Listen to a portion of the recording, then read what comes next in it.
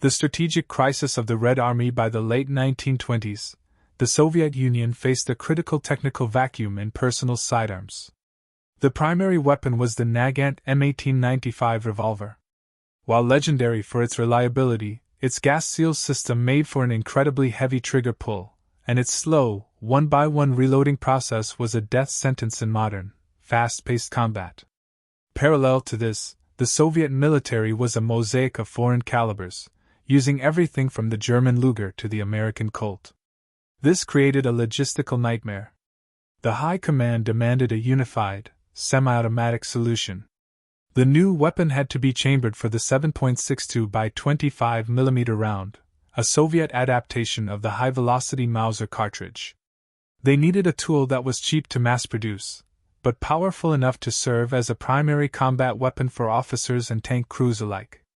The radical engineering of Fedor Tokarev in 1930, the design by Fedor Vasilyevich Tokarev, emerged as the clear winner.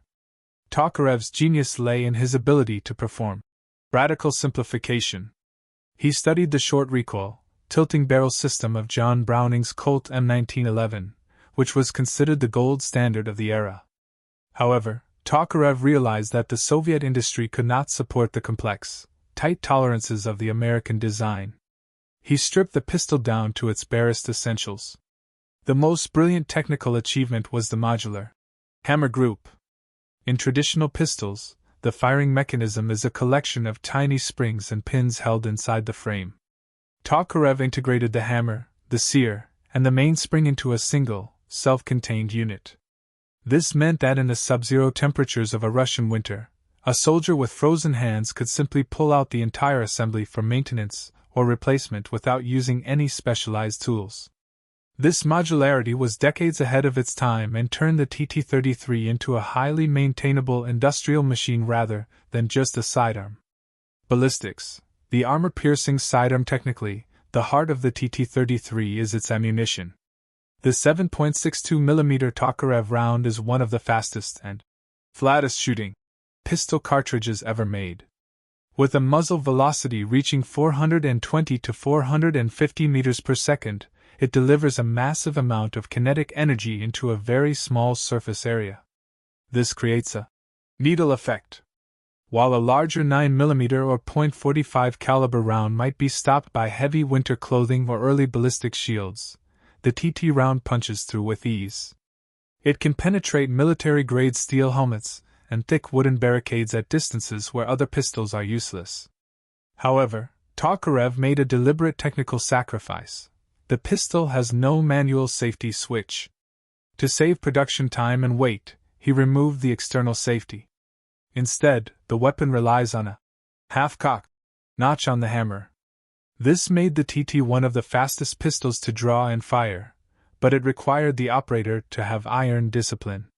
In the chaotic environment of the Eastern Front, this lack of a safety was both a tactical advantage and a constant danger.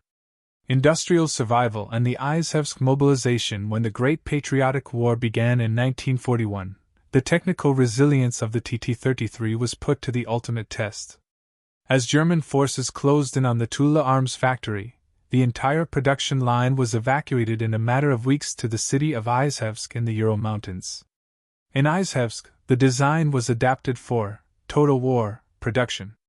The finish became rougher, and the wooden grips were replaced with bakelite or simple plastic, but the internal tolerances remained functional.